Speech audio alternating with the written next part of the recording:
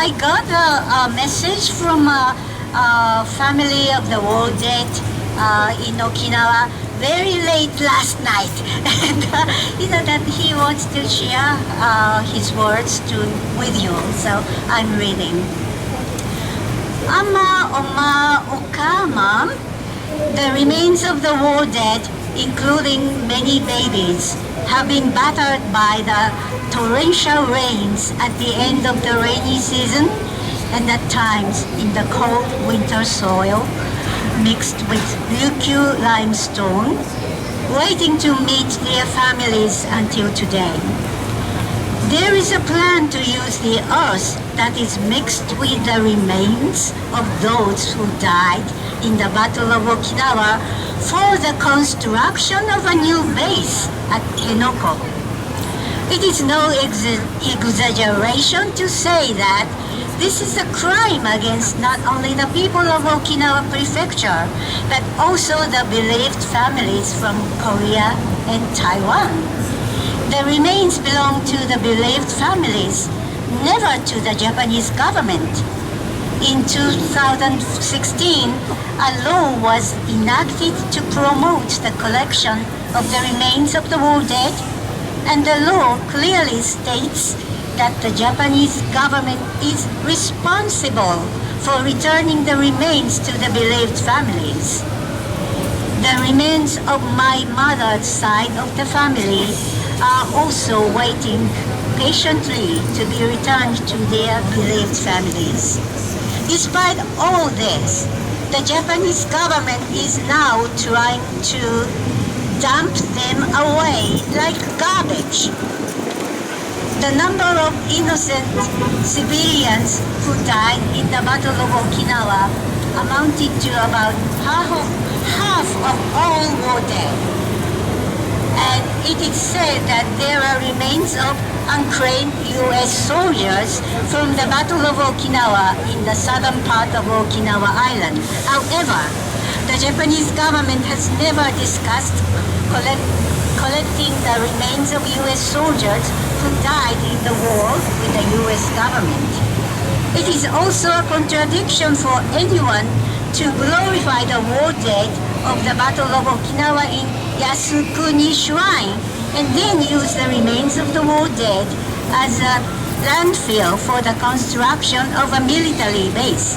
It is a contradiction by anyone's standard. Prime Minister Kishida had no right to come to Okinawa for the Memorial Day ceremony. Even 79 years after the war, there has been no movement to collect the remains of those who died in the Battle of Okinawa. Yet, on the other hand, I mean Kishida, is deceiving Okinawans by saying that the government would safely evacuate the residents if a Taiwan contingency occurs. Evacuation, in other words, means becoming a refugee, as in the Gaza strips in the Middle East, which is utterly insane.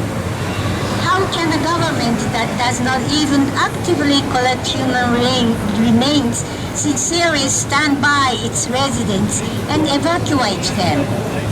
Now, more and more Okinawans started thinking about exercising their right to self-determination, leaving the country of Japan, and restoring their nation and becoming independent.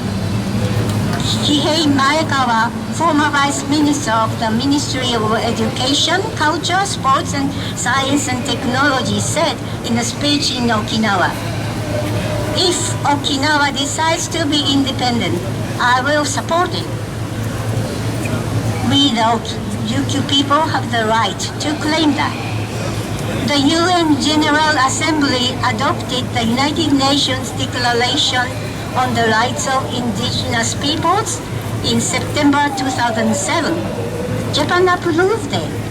Article 30 of the declaration states, "Military activities shall not take place in the land or territory of indigenous peoples unless justified by the relevant public interest or otherwise freely agreed with or requested by the indigenous peoples concerned.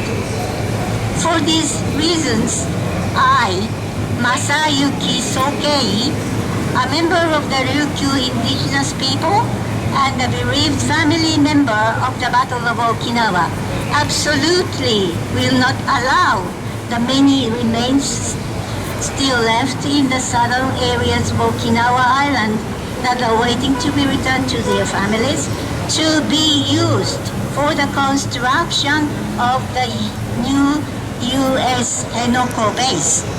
Bereaved families will never, never, never allow it. Thank you for listening. That's the message. Okay. Nabie-san. Nabie-san. Have to say something. No. Okay. She's a little shy, but you know, Nabie-san is Bolivian, Okinawa, the third generation. Yeah, third generation. She just happened to visit here, and she, came to join us. Thank you so much. Okay, so the music